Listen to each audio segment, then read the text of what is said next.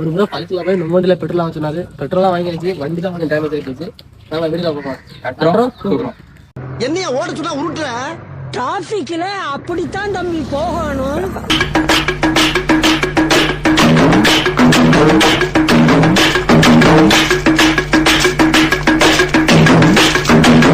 நீங்களா யாருடா?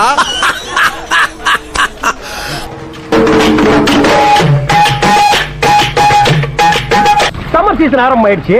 தண்ணி எல்லாம் டீசல் மாதிரி யூஸ் பண்ணணும். ஐயோ சிந்துதே. என்ன தெரிகிறது? டேய் அப்பா, எவ்வளவு கூட்டம்! இன்னைக்கு கலெக்ஷன் எகிரிரும்.